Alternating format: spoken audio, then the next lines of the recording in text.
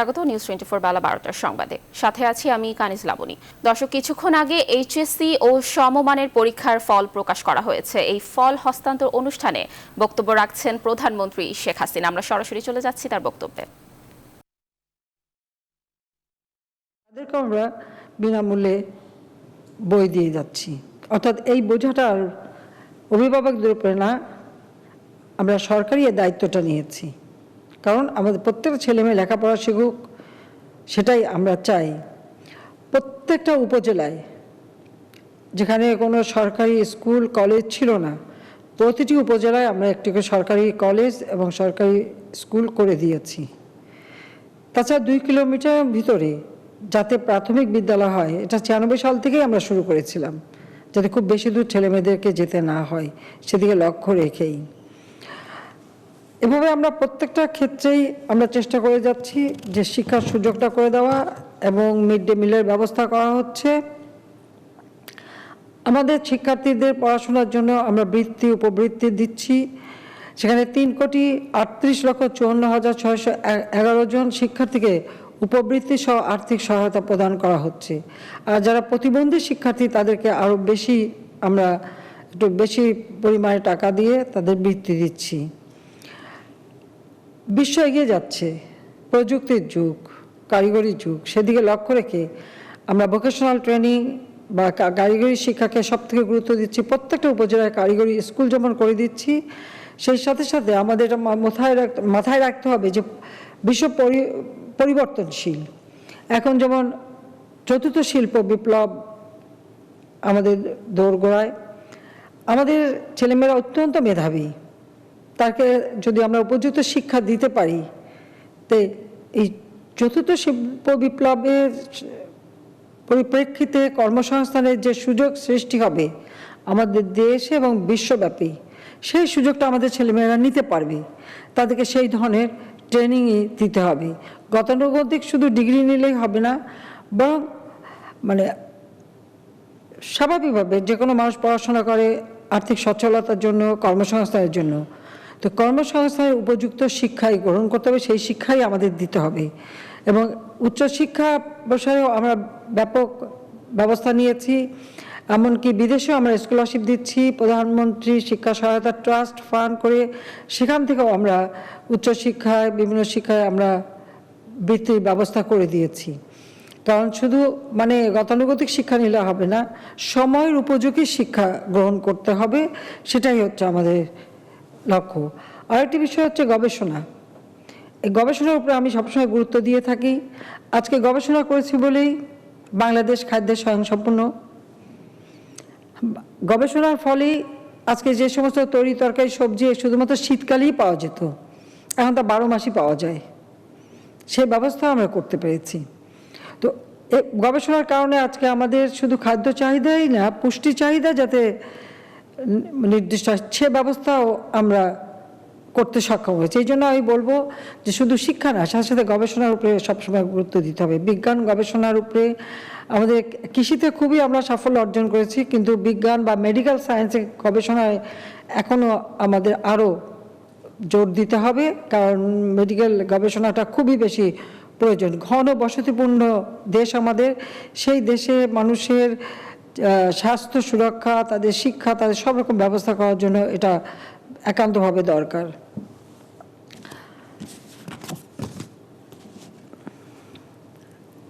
প্রযুক্তি শিক্ষার জন্য ইতিমধ্যেই সারা বাংলাদেশে আমরা মাল্টিমিডিয়া ক্লাসরুম করে দিচ্ছি এবং সেখানে কম্পিউটার ল্যাব করে দেওয়া হচ্ছে। ইতিমধ্যে 33,285টি মাল্টিমিডিয়া ক্লাসরুম এবং 2,306টি কম্পিউটার ল্যাব স্থাপন করা হয়েছে। তাছাড়া এই প্রযুক্তি শিক্ষার জন্য বিভিন্ন প্রতিষ্ঠান আমরা বিভিন্ন জায়গায় করে দিচ্ছি। আমাদের যে ডিজিটাল সেন্টারগুলি সারা বাংলাদেশে করা হয়েছে, তার থেকেও অনেকেই অনেক শিক্ষা এবং কর্মসংস্থান করতে পারে। আমাদের সব কাজের একটা লক্ষ্য হলো যে সেটা হলো কর্মসংস্থানটা কীভাবে বাড়ানো যায়, সেদিকে লক্ষ্য রেখেই আমরা আমাদের পদক্ষেপ নিচ্ছি। এবারে 2021-22 শিক্ষাবর্ষে একাদশ শ্রেণীতে অনলাইনে ভর্তি কার্যক্রম পরিচালিত হচ্ছে এবং আমাদের বেসরকারি শিক্ষা প্রতিষ্ঠানে 34,073 জন শিক্ষক নিয়োগ দেওয়া হচ্ছে। আরও 15,000 নিয়োগ দেওয়া হবে এবং বিভিন্ন সরকারি বিদ্যালয়ে মোট 2065 জন সহকারী শিক্ষক নিয়োগ ও পদায়ন করা হয়েছে। 2019-20 থেকে 2021-22 অর্থ বছরে 1666টি বেসরকারি স্কুল কলেজ এমপিওভুক্ত করা হয়েছে। 2012 সাল থেকে 349টি বেসরকারি স্কুল বা স্কুল অ্যান্ড কলেজ এবং 321টি বেসরকারি কলেজ সরকারিকরণ করা হয়েছে। কারিগরি ও মাদ্রাসা শিক্ষা বিভাগ নামে আলাদা বিভাগ চালু করা হয়েছে। মাদ্রাসা শিক্ষাকে আমরা মাস্টার শিক্ষার মর্যাদা দিয়েছি। প্রতি উপজেলায় একটি করে টেকনিক্যাল স্কুল ও কলেজ নির্মাণ করা শুরু হয়ে গেছে, 70টা ইতিমধ্যে হয়ে গেছে।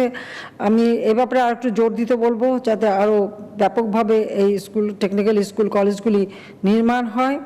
এই নির্মাণ কাজের সাথে সম্পৃক্ত থেকে মানুষের যেমন কর্মসংস্থানও হবে, আবার আমাদের ছেলে মেয়েদের কারিগরি শিক্ষাটা তারা আরও ভালোভাবে পাবে, যা তাদের কর্মসংস্থান সুযোগ করে দেবে। মাদ্রাসা শিক্ষা আধুনিকায়ন করা হয়েছে এবং ইসলামী আরবি বিশ্ববিদ্যালয় প্রতিষ্ঠা করে তাদের সার্টিফিকেটের ব্যবস্থা করা হয়েছে। কাজে এভাবে আমরা প্রত্যেকটা ক্ষেত্রে বিভিন্নভাবে পদক্ষেপ নিচ্ছি। সবচেয়ে বড় কথা, আমরা আমাদের দেশটা স্বাধীন করেছি, মুক্তিযুদ্ধ করে বিজয় অর্জন করেছি, বিজয়ী জাতি আমরা। আমাদের দুর্ভাগ্য হলো যে 15ই আগস্ট জাতির পিতা বঙ্গবন্ধু শেখ মুজিবকে হত্যার পর যারা ক্ষমতা এসেছিল তারা কিন্তু আমাদের ইতিহাস বিকৃতি করে দিয়েছিল। আমরা যে বিজয়ী জাতি, সেই বিজয়ী জাতি হিসেবে বিজয়ের ইতিহাসটাই আমাদের অনেকে জানতো না। কয়েকটা জেনারেশন তো তারা কিছুই জানতে পারেনি।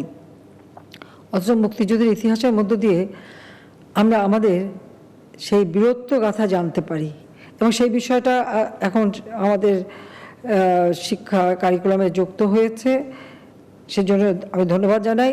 আমি আশা করি যে আমরা যদি বিজয়ের ইতিহাস না জানি তা আমাদের ভিতরে আত্মবিশ্বাস জন্মাবে না, আত্মমর্যাদা বোধ জন্মাবে না। আমরা সবসময় চাই আত্মমর্যাদা নিয়ে চলতে, বিশ্বে বাংলাদেশ উন্নত সমৃদ্ধ দেশ হিসেবে গড়ে উঠবে এবং আমাদের যে যুব সমাজ, সেই যুব সমাজ শুধুমাত্র চাকরিমুখী হবে না, নিজেরা কাজ করবে, নিজেরা উদ্যোক্তা হবে এবং নিজেরা অন্যকে কাজ দেবে। সেইভাবে তাদেরকে গড়ে তোলা, সেইভাবে তাদের শিক্ষা দেওয়া, সেইভাবে তাদের প্রশিক্ষণ দেওয়া এবং সেইভাবে তাদের উপযুক্ত নাগরিক হিসেবে গড়ে উঠতে হবে। কাজে আত্মমর্যাদাশীল জাতি হিসেবে বিশ্ব দরবারে মাথা উঁচু করে আমরা চলব, এটাই আমাদের লক্ষ্য এবং সেটাই আমরা চাই। কাজে আমি আশা করি যে আমাদের দেশ এগিয়ে যাচ্ছে, এগিয়ে যাবে এবং আমাদের প্রতিটি ছেলে মেয়ে বর্তমান যুগের সাথে তাল মিলিয়ে শিক্ষা গ্রহণ করে উপযুক্ত নাগরিক হয়ে বাংলাদেশকে এগিয়ে নিয়ে যাবে। আমি 2008-এর নির্বাচনের ইশতেহারে 2021-এর মধ্যে বাংলাদেশ মধ্যমায়ের দেশ হিসেবে ঘোষণা দিয়েছিলাম। আজকে আমরা উন্নয়নশীল দেশের মর্যাদা পেয়েছি, যেখানে জাতির পিতা যুদ্ধ বিধ্বস্ত দেশ গড়ে তুলে মাত্র 3.5 বছরের মধ্যে জাতিসংঘ কর্তৃক স্বল্পোন্নত দেশের স্বীকৃতি পেয়েছিলেন। এরপর যারা এসেছিল তারা দেশের ওই উন্নয়নের দিকে তেমন কোনো দৃষ্টি দেয়নি। যাও, আওয়ামী লীগ সরকার আসার পর থেকে আমাদের পদক্ষেপ নিয়েছি আমরা, যার ফলে আজকে আমরা উন্নয়নশীল দেশের মর্যাদা পেয়েছি। এখানেই আমরা থেমে যাব না। 41 সালের মধ্যে বাংলাদেশকে আমরা উন্নত সমৃদ্ধ বাংলাদেশ হিসেবে গড়ে তুলব। পাশাপাশি 2100 সাল এই বদ্বীপকে আমাদের আগামী প্রজন্মের জন্য সুন্দরভাবে গড়ে তোলার জন্য, তাদের জীবন মান উন্নত রাখার জন্য, অব্যাহতভাবে রাখার জন্য এবং জলবায়ুর অভিঘাত থেকে রক্ষা করার জন্য আমরা ডেল্টা প্ল্যান 2100 প্রণয়ন করে আমি দিয়ে গেলাম, যাতে এই দেশের এই অগ্রযাত্রা অব্যাহত থাকে। কাজে আজকের যারা শিক্ষার্থী তারাই তো আমাদের আগামী দিনে এই দেশের কর্ণধার হবে। মন্ত্রী, প্রধানমন্ত্রী বা বড় বড় চাকরি, সর্বক্ষেত্রে জ্ঞানী বিজ্ঞানী সব কিছুই তারা হবে। কাজে সেভাবে তার দেশকে এগিয়ে নিয়ে যাবে, সেটাই আমরা আশা করি। কাজে শিক্ষা শুধু কতগুলি শিক্ষা না, শিক্ষা দেশ গড়ার জন্য, দেশের মানুষের কল্যাণে, দেশের মানুষের ভাগ্য পরিবর্তনেও অবদান রাখবে। সেই চিন্তা চেতনা থেকেই শিক্ষা গ্রহণ করবে, সেটাই আমি চাই। ইনশাআল্লাহ আমার খুব বিশ্বাস আছে যে আমাদের দেশের মানুষ অবশ্যই এই দেশকে এগিয়ে নিয়ে যাবে। আমি শিক্ষার্থীদের সুস্বাস্থ্য, উজ্জ্বল ভবিষ্যৎ কামনা করি এবং যারা কৃতকার্য হয়েছে তাদেরকে আমি আন্তরিক অভিনন্দন জানাই এবং যারা হতে পারেনি, আমি মনে করি যে একটা অস্বাভাবিক পরিবেশের মধ্যে পরীক্ষা হয়েছে, যেখানে শিক্ষার্থীদের কোনো দোষ নেই। সেক্ষেত্রে অভিভাবকদেরও বলবো যে শিক্ষার্থীদের জন্য আপনারা আরও সুযোগ করে দেবেন এবং তাদেরকে আদর দিয়ে ভালোবাসা দিয়েই তাদের অকৃতকার্য হওয়ার জন্য তাদের কোনো অপরাধ না। এটা বিশ্বব্যাপী এই সমস্যাটা হচ্ছে, এটা শুধু বাংলাদেশ না, সারা বিশ্বে এই করোনার মহামারী অতিমারী এবং মহামারীর কারণে এই একটা অস্বাস্থ্যকর পরিবেশ সৃষ্টি হয়েছে। কিন্তু আগামী দিনে আমাদের ছেলেমেয়েরা আরও ভালোভাবে পড়াশোনা করবে এবং আগামীতে তারা কৃতকার্য হবে সেই আশা আমি পোষণ করি। সেই সাথে সাথে সবাইকে আমার একটা আহ্বান থাকবে যে করোনাকালীন সময়ে স্বাস্থ্য সুরক্ষা নিয়মটা মেনে চলতে হবে, অন্ততপক্ষে মাস্কটা পরে থাকতে হবে যাতে কেউ সংক্রমিত না হয়, সেদিকে বিশেষভাবে দৃষ্টি দিতে হবে। এই অবস্থা অবশ্যই উত্তরণ ঘটবে সে আমি বিশ্বাস করি। যে আমি একথা বলে আজকে আমাদের উচ্চ মাধ্যমিক সার্টিফিকেট, এসএসসি আলিম, এসএসসি ভোকেশনাল, এসএসসি ব্যবসা প্রশাসন ও ডিপ্লোমা ইন কমার্স পরীক্ষা 2021-এর যে ফল প্রকাশিত হলো সেটা আমি ফল প্রকাশ ঘোষণা দিচ্ছি এবং সবাইকে আমার আন্তরিক ধন্যবাদ জানাচ্ছি, অভিনন্দন জানাচ্ছি। আবারও ধন্যবাদ জানাই আমাদের শিক্ষা মন্ত্রণালয়ের সংশ্লিষ্ট সকলকে যে এই মহামারীর মাঝেও আপনারা অন্তত পরীক্ষার রেজাল্টটা দিতে পেরেছেন, সেই জন্য সবাইকে আন্তরিক ধন্যবাদ জানিয়ে আমার এখানে আমার বোধহয় এটা করতে হবে নাকি অনলাইনে এটা আমি ফলাফল ঘোষণা দিচ্ছি।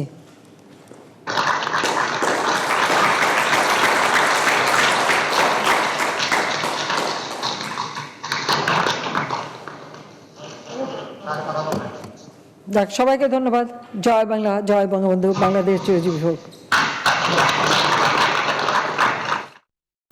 দর্শক, আমরা সরাসরি যুক্ত ছিলাম প্রধানমন্ত্রী শেখ হাসিনার বক্তব্যে। এইচএসসির ফলাফল নিয়ে বিস্তারিত জানাতে রাজধানী ভিকারুন্নেসা নূন কলেজ থেকে যুক্ত হচ্ছেন সহকর্মী অন্তরা বিশ্বাস। অন্তরা, কলেজে ফল নিতে আসা শিক্ষার্থীরা কি বলছেন, কেমন দেখছেন সেখানকার পরিস্থিতি জানাবেন আমাদের।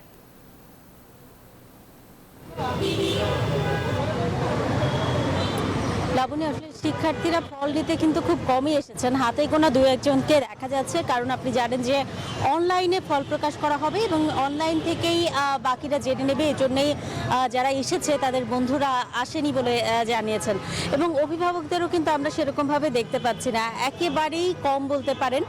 যে কারণে এমনি সময় আর কি করোনার আগে আমরা যেমনটি দেখতাম যে এই ভিকারুন্নেসা স্কুলের ভেতরে আনন্দ উচ্ছ্বাস হতো, সেই চিত্রটি কিন্তু এবার এখনো পর্যন্ত নেই।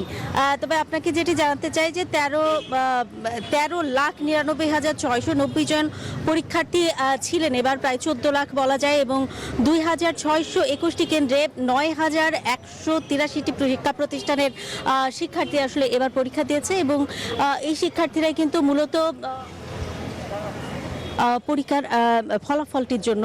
এবং আপনি জানেন যে প্রধানমন্ত্রী যেমনটি আসলে ঘোষণা দিলেন, অনলাইনের মধ্যে তারা হয়তো বা এরই মধ্যে অনেকেই ফলটি পেয়ে গেছেন এবং অনলাইনে কিভাবে ফল দেখা যাবে সে বিষয়েও কিন্তু বিস্তারিত আসলে এরই মধ্যে জানানো হয়েছে, সেটিও নিশ্চয়ই আপনি জানেন। কিন্তু তারপরেও আপনাকে একটু জানিয়ে রাখতে চাই শিক্ষার্থীদের সুবিধার জন্য, মোবাইল ফোনে SMS এর মাধ্যমে যে ফল জানা যাবে সেখানে এইচএসসি লিখে স্পেস দিয়ে, শিক্ষা বোর্ডের নামের প্রথম 3 অক্ষর লিখে স্পেস দিয়ে, রোল নম্বর লিখে স্পেস দিয়ে 2021 লিখে পাঠাতে হবে এবং যে নম্বরে পাঠাতে হবে সেই নম্বরটি হচ্ছে 162222 এবং এরপরেই কিন্তু একটি SMS দেওয়া হবে এবং সেই ফিডটি SMS-এই কিন্তু শিক্ষার্থীরা তাদের যে ফলাফল সেটি আসলে জানতে পারবেন। আর আরেকটি বিষয় আপনাকে জানাতে চাই, এরই মধ্যে আমরা আসলে যতটুকু জানতে পেরেছি একদমই আনঅফিশিয়ালি বলতে পারেন, সেটি হচ্ছে বরিশালে পাশের যে সংখ্যা সেটি কিছুটা জানা গেছে এবং চট্টগ্রাম বোর্ডে 89.39% আসলে পরীক্ষার যে পাশের হার সেটি। মোটামুটি এইটুকু তথ্যই আসলে আমাদের কাছে এখনো পর্যন্ত আছে। আর কিছুক্ষণের মধ্যেই পুরো যে তথ্য পাশের যে হার এবং GPA 5-এর যে নম্বর সেটি যে সংখ্যা সেটি আসলে আমাদের হাতে চলে আসবে। সে পর্যন্ত আমাদেরকে একটু অপেক্ষা করতেই হচ্ছে। লাবণী, ধন্যবাদ অন্তরা আমাদের সাথে যুক্ত হওয়ার জন্য। দর্শক, এবার রাজধানীর রাজু কলেজ থেকে যুক্ত হচ্ছেন সহকর্মী হাসান ওয়ালি। ওয়ালি, এবারের ফলাফল নিয়ে কি বলছেন শিক্ষার্থীরা, কি দেখছেন সেখানে জানাবেন আমাদের।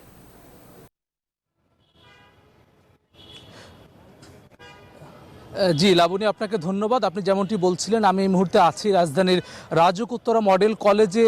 আসলে এইচএসসি পরীক্ষার ফলাফল প্রকাশ উপলক্ষে সকাল থেকেই কিন্তু শিক্ষার্থী এবং অভিভাবকরা আসছেন কলেজ প্রাঙ্গণে, কিন্তু সেটি একেবারে সীমিত। আসলে আমরা কলেজ কর্তৃপক্ষের সঙ্গে কথা বলেছি, তারা বলছেন যে করোনার কারণে কিন্তু তারা আসলে আসার ক্ষেত্রে, শিক্ষার্থীদের আসার ক্ষেত্রে কিন্তু খুব বেশি উৎসাহ দেননি, এবং যারা এসেছেন তাদের কিন্তু স্বাস্থ্যবিধি মেনে নিশ্চিত করে, অর্থাৎ মাস্ক, হ্যান্ড স্যানিটাইজার সহ অন্যান্য বিষয় নিশ্চিত করেই কিন্তু তাদেরকে কলেজে প্রবেশ করতে দেওয়া হয়েছে। আমরা সকাল থেকেই যে অভিভাবক এবং শিক্ষার্থীরা এসেছেন তাদেরকে সঙ্গে কথা বলেছি। শিক্ষার্থীরা বলছেন যে অনেকে উচ্ছ্বাস প্রকাশ করছেন যে তারা দীর্ঘদিন এইচএসসি পরীক্ষা এবং ফলাফলের মধ্যে আটকে ছিলেন, সেই জায়গা থেকে বের হয়ে তারা বিশ্ববিদ্যালয় জীবনে পদার্পণ করবেন, সেই কারণে তারা উচ্ছ্বসিত। এবং আর অনেক শিক্ষার্থী আসলে এক ধরনের আশঙ্কার মধ্যে আছেন।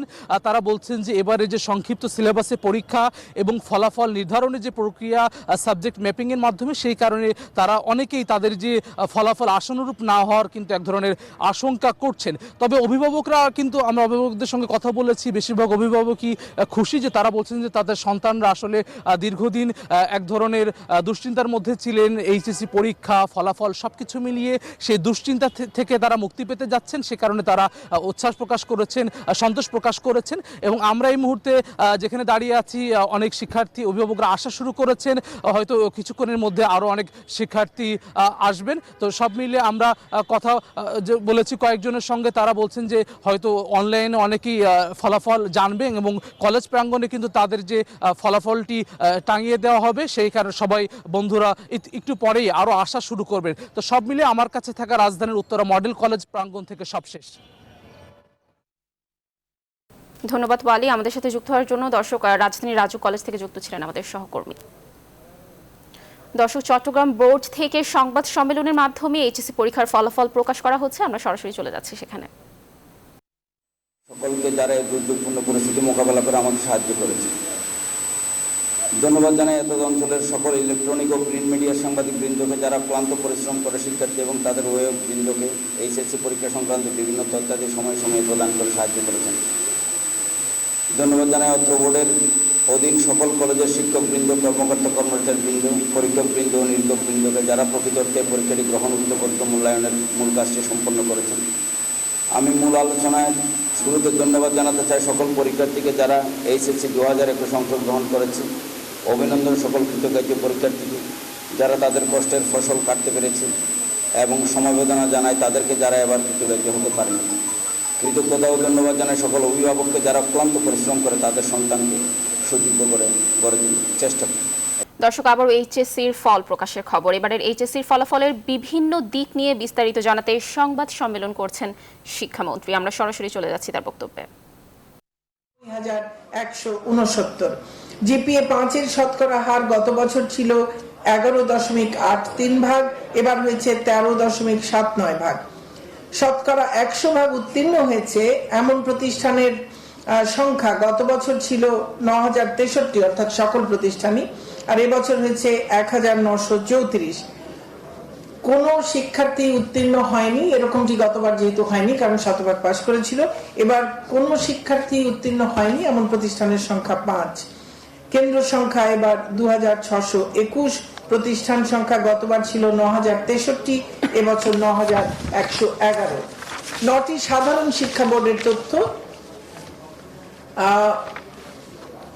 মোট পরীক্ষার্থী গতবার ছিল 11,45,329, এবার হচ্ছে 11,40,680। গতবার তো স্বাভাবিক শতকরা শতভাগ ছিল, এবার 95.57 ভাগ। জিপিএ 5-এর সংখ্যা গতবার ছিল 1,53,614, এবার একটু বেড়ে হয়েছে 1,78,522। গতবার এর হার ছিল 13.41 ভাগ, এবার হয়েছে 16 ভাগ।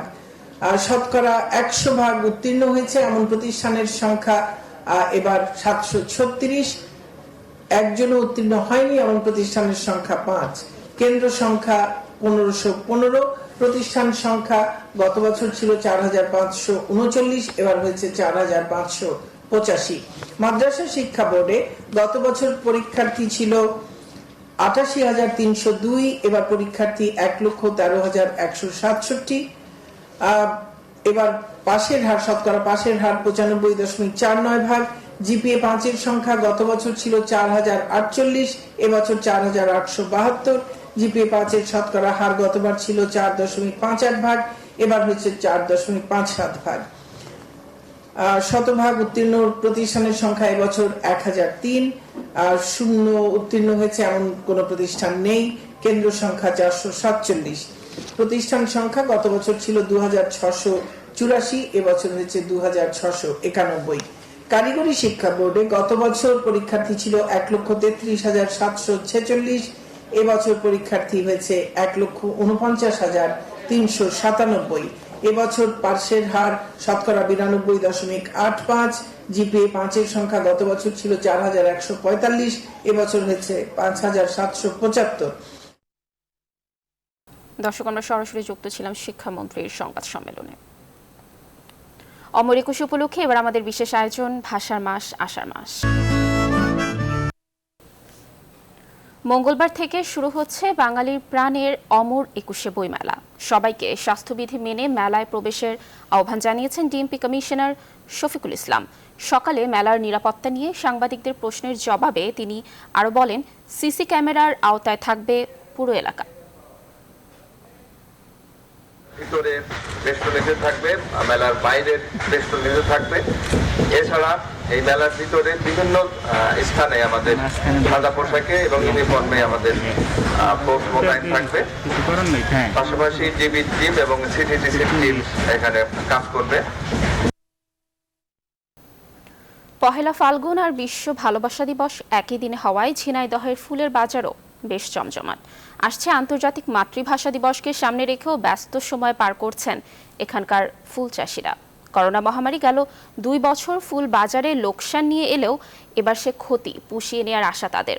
এজন্য সঠিক বাজার ব্যবস্থাপনার পাশাপাশি ফুল পরিবহনেও সরকারি সহযোগিতা চেয়েছেন তারা। শেখ রুহুল আমিনের তথ্য ও ছবিতে দেখুন ডেস্ক রিপোর্ট। বিয়ে, বর্ষবরণ কিংবা মাতৃভাষা দিবস, যে কোনো উৎসব মানেই ফুল অত্যাবশ্যকীয় একটি অনুষঙ্গ। আর বাঙালি মানেই যেন ফুলের চাহিদা বেড়ে হয় কয়েক গুণ। নারীর খোপায় তো বটেই, শ্রদ্ধা জানাতেও জুড়ি নেই ফুলের। তাই কৃষকরাও মহা উৎসাহী ফুল চাষে। কোটচাঁদপুর উপজেলার ত্রিলোচনপুর গ্রামের মাঠে দোল খাচ্ছে গোলাপ, জারবেরা, গাঁদা, চন্দ্রমল্লিকা সহ নানা জাতের ফুল। সেই ফুলের বাগান পরিচর্যায় ব্যস্ত চাষিরা। একে তো ফুলের ভরা মৌসুম, তার উপর ধরতে হবে এ মাসের 3টি উৎসব। চাহিদার সাথে যোগানের সামঞ্জস্য রাখতে তাই পাল্লা দিয়ে বেড়েছে কৃষকের ব্যস্ততা।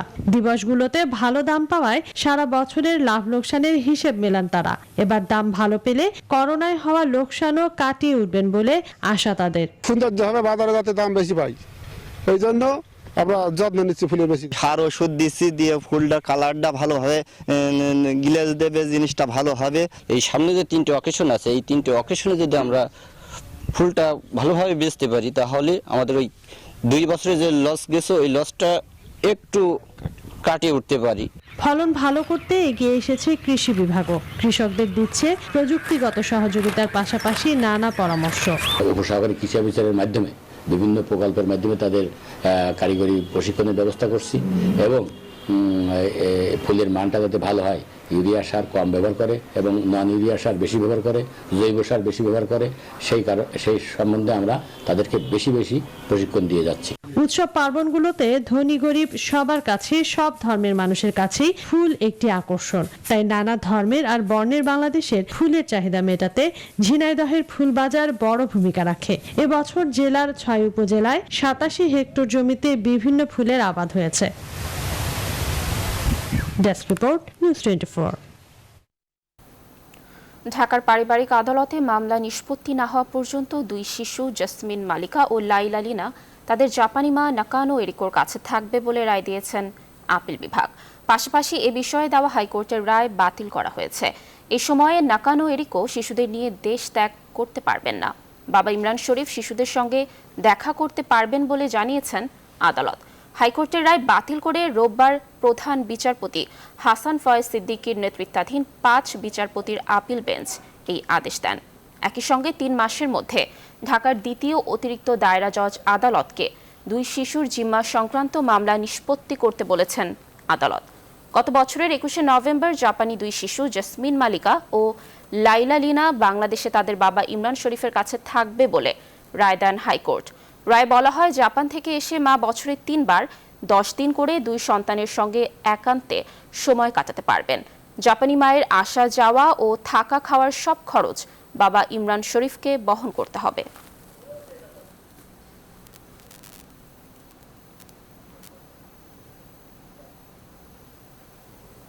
ঢাকা বিশ্ববিদ্যালয় মসজিদ গেটের বিপরীত পাশে ছবির হাট হতে টিএসসি যাওয়ার মাঝখানে রাস্তার পাশে পরিত্যক্ত অবস্থায় বক্সে মৃত 2টি নবজাতক পাওয়া গেছে। এরপর সাধারণ মানুষ পুলিশকে খবর দিলে শাহবাগ থানার পুলিশ এসে মরদেহ 2টিকে ঢাকা মেডিকেলে পাঠানোর ব্যবস্থা করেন। কে বা কারা শিশু 2টির মরদেহ ফেলে গেছে প্রাথমিকভাবে জানতে পারেনি পুলিশ। তাদের ধারণা রাতের বেলা কেউ তাদের ফেলে যেতে পারে। কাপড় দিয়ে মোড়ানো শিশু 2টির পরিচয় এখনো জানা যায়নি।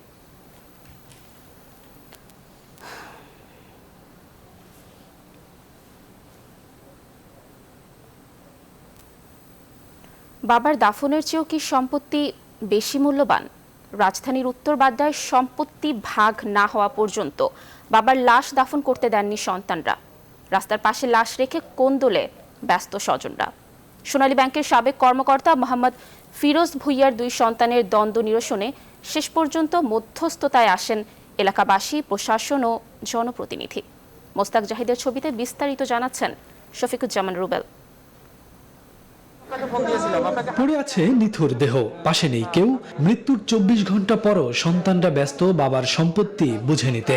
সুন্দর এই পৃথিবীতে চরম এই নিষ্ঠুরতার শিকার সোনালী ব্যাংকের সাবেক কর্মকর্তা মোহাম্মদ ফিরোজ ভুইয়া। কত ত্যাগে গড়েছেন এই সম্পদ, কে জানতো এই অর্থই কাল হবে তার। এলাকাবাসীর অভিযোগ, নিহত ফিরোজ ভুইয়ার কলিজার টুকরো 2 ছেলে রাকিবুল ইসলাম ও আবির। বড় ছেলে রাকিব বুদ্ধি প্রতিবন্ধী, তাই ছোট ছেলে ও তার স্ত্রী রিনি কৌশলে বাবা ও মায়ের সব সম্পত্তি লিখে নিয়েছেন। এমনকি শেষ সময়েও মা বাবার দেখভালেও ছিল কমতি। বাবার কাছ থেকে ধোকা দিয়ে সম্পত্তি নিয়ে নিল এক ভাইরে ঠকাইয়া, এটা তো উচিত হয় নাই। শাশুড়ি আবিরের শাশুড়ি, হ্যাঁ বউ শাশুড়ি এটা মিলা করতেছে। এরকম পরিবেশ যাতে করে কারো সংসারে না আসে, এমন অভিযোগ তাদের মা ও বড় ছেলেরও। এমনকি ফিরোজ ভুইয়ার মৃত্যু নিয়েও অভিযোগ তাদের। মা লয়ে গেছে, মিয়া ঘরে লয়েছে। ছেলের বউ দেখলাম একটু রাগী, আপনার সাথে কি খারাপ আচরণ? খালি খারাপ আচরণ, দশ আটকাইছে, এক রুমের ভিতরে তালা মারা ফেলাইছে। আমার মারে তো মাইরা লাগবে, আমার বাপটারে মারছ, আমার মাটা এতিম হয়ে গেছে, আমার মাটারও মাইরা লাগবে। চিকিৎসা ব্যবস্থা সঠিক করে নাই, সেই জন্য দুর্বল হয়েছে, শোক করে ফেলছে। লাশ দাফনের সুরাহা টানতে প্রশাসন থেকে শুরু করে স্থানীয় জনপ্রতিনিধি কাউকেই পাত্তা দেননি ছোট ছেলে। অবস্থা বেগতিক দেখে সম্পদের অধিকার দেওয়ার প্রতিশ্রুতি দিয়ে নেওয়া হয় শেষ কাজের ব্যবস্থা। যতদিন ওর মা জীবিত থাকবে প্রতি মাসে ওর মা নৌসুন্দি থাকবে, প্রতি মাসে 20,000 করে 15 তারিখের মধ্যে টাকাটা দিয়ে দিবে। ছেলে মেয়েদেরকে আদর্শ শিক্ষা দেওয়া উচিত যে কিভাবে সন্তান সম্পদের জন্য বাবা মার সাথে কি আচরণ। জীবনের প্রতিটি সময় যে সন্তানদের জন্য দিয়ে গেছেন ফিরোজ ভুইয়া, শেষ সময় কি পেলেন? সমাজের এমন অবক্ষয় নাড়া দেয় মনুষ্যত্বকে। শফিকুজ্জামান রুবেল, নিউজ 24, ঢাকা। দুজন মিলে তৈরি করেছিলেন প্রতারণার সাম্রাজ্য। ভুয়া ফেসবুক আইডি খুলে মধ্যবয়স্ক মানুষকে প্রেমের ফাঁদে ফাঁসাতেন তারা। বলছি স্বামী ও স্ত্রীর এক চক্রের কথা। স্বামী টুটুল বিভিন্ন নামে ভুয়া ফেসবুক আইডি খুলে নারী পরিচয়ে মধ্যবয়স্ক মানুষকে প্রেমের ফাঁদে ফেলতেন। পরে ভিডিও কলে কথা বলে সেসব মানুষকে বাসায় এনে আপত্তিকর অবস্থায় ফেলে ব্ল্যাকমেইল করাই ছিল এই চক্রের কাজ। আর তাদের এ কাজের সহযোগী হিসেবে ছিলেন আরও 2 জন। নাইমাল জিকোর প্রতিবেদনে দেখুন বিস্তারিত। রাজধানী বাড্ডা এলাকায় বসবাস টুটুল নাসিমা দম্পতির এই স্বামী স্ত্রী চক্র সামাজিক যোগাযোগ মাধ্যম ফেসবুকে আইডি খুলে ফ্রেন্ড রিকোয়েস্ট পাঠাতেন মধ্যবয়স্ক ব্যক্তিদের। এরপর সেই ব্যক্তির সঙ্গে মেসেঞ্জারে আলাপের পর ভিডিও কলে কথা বলতো নাসিমা। প্রেমের ফাঁদে ফেলে বাসায় আনতো সে। এরপর নিজের বেডরুমে আপত্তিকর অবস্থায় ফেলতো সেই ব্যক্তিকে। কথা বলার পরে সে একদিন আমাকে বলতো যে বাসায় আসা যাবে কিনা, তখন তাকে হ্যাঁ বলছে যে হ্যাঁ আসা যাবে। তখনই পূর্ব পরিকল্পিতভাবে আবির্ভাব হতো তার স্বামী টুটুল ও আরো কয়েক যুবকের। নিজেদের পরিচয় দিত পুলিশ, সাংবাদিক বা স্থানীয় হিসেবে। ধারণ করে রাখা হতো ভিডিও। এরপর ব্ল্যাকমেইল করে হাতিয়ে নেওয়া হতো লাখ লাখ টাকা। বলতাম আপনি এটা কি ভালো কাজ করছেন না খারাপ কাজ করছেন, আপনার বাসা কোথায় দিন? তখন উনি বলতো যে না, হ্যাঁ এটা আমার অন্যায় হয়েছে, খারাপ হয়েছে। টাকা পয়সার প্রস্তাব দেওয়ার পরে তবে ও রাজি হয়, রাজি হওয়ার পরে ওই বিকাশের মাধ্যমে, নগদের মাধ্যমে উনি স্বইচ্ছে সবকিছু দিয়ে দেয়। সম্প্রতি এভাবেই ব্ল্যাকমেলের শিকার হয়েছেন নৌবাহিনীর সাবেক এক কর্মকর্তা। তাকে দিতে হয়েছে 5 লাখ টাকার বেশি। 10 লাখ টাকা আপনার যদি এখানে আপনি দিতে পারেন তাহলে আপনি মান সম্মান নিয়ে ছেড়ে দেওয়া হবে। পুলিশ বলছে এ চক্রের মূল টার্গেট মধ্যবয়স্ক পুরুষরা। 2018 সাল থেকে এখন পর্যন্ত তারা ফাঁসিয়েছেন বহু মানুষকে। যারা মধ্যবয়সী অথবা একটুখানি বৃদ্ধ বয়সী এই সমস্ত মানুষদেরকে তারা টার্গেট করে আগে রিকোয়েস্ট পাঠায়। যখনই ভিডিও কলের ব্যাপার হতে থাকে তখন নিজের বউকে সাজিয়ে গুছিয়ে উপস্থাপন করে। এর আগেও তারা আরও 20-25 জনকে এরকম মুরগি বানিয়ে জবাই দিয়েছে এবং তাদের কাছ থেকে অনেক টাকা হাতিয়ে নিয়েছে। মানুষের নৈতিক অবক্ষয়ের কারণেই এ ধরনের চক্রগুলো প্রতারণার সুযোগ পাচ্ছে বলে মনে করছে পুলিশ। নাইম আলচিকো, নিউজ 24, ঢাকা। প্রধানমন্ত্রী শেখ হাসিনা বলেছেন, করোনা মহামারীর মধ্যেও দেশের অর্থনীতির চাকা এবং জীবনযাত্রা সচল রাখতে পেরেছে সরকার। বাংলাদেশ মেরিন একাডেমির 56তম ব্যাচের ক্যাডেটদের মুজিব বর্ষ গ্রাজুয়েশন প্যারেডে কথা বলেন তিনি। অনুষ্ঠানে প্রধানমন্ত্রী আরও বলেন, বিশ্ব বাণিজ্যের ক্ষেত্রে বঙ্গোপসাগরের গুরুত্ব অপরিসীম। আর এই কথা মাথায় রেখে দেশের প্রতিটি বিভাগে একটি করে মেরিন একাডেমি প্রতিষ্ঠার পরিকল্পনা করছে সরকার। তিনি বলেন, জাতির পিতা সমুদ্র আইন প্রণয়ন করলেও আওয়ামী লীগ ব্যতীত অন্য কোনো সরকার সমুদ্রে বাংলাদেশের অধিকার প্রতিষ্ঠার কোনো উদ্যোগ নেয়নি। আজকে সেই ডিজিটাল পদ্ধতিতেই আপনাদের সামনে উপস্থিত হতে পেরেছি। মুজিব বর্ষ এবং স্বাধীনতার সুবর্ণ জয়ন্তীতে আমরা ডিজিটাল বাংলাদেশ প্রতিষ্ঠা করায় এই মহামারীকালেও সারা বাংলাদেশের অর্থনৈতিক চাকা আমরা সচল রাখতে পেরেছি। মানুষের জীবনযাত্রা আমরা ভালোভাবেই সচল রেখেছি। বিএনপি মহাসচিব মির্জা ফখরুল ইসলাম আলমগীর বলেছেন, কেবল সার্চ কমিটি নয়, নির্বাচন কমিশন গঠনের কোনো প্রক্রিয়াতেই বিএনপি অংশগ্রহণ করবে না।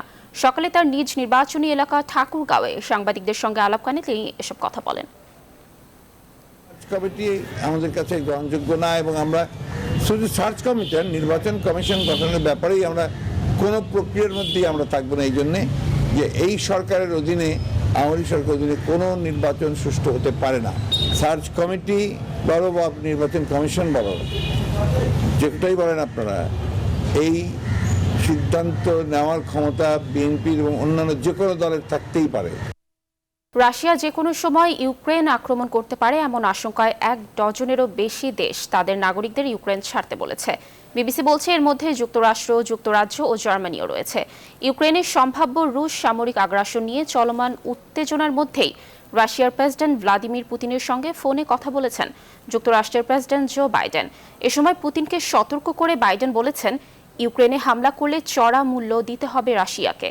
হোয়াইট হাউসের পক্ষ থেকে এক বিবৃতিতে বলা হয়েছে, শনিবার ভিডিও কলে কথা বলেন বাইডেন ও পুতিন। এই ছিল নিউজ 24 সংবাদের সাথে থাকার জন্য অসংখ্য ধন্যবাদ।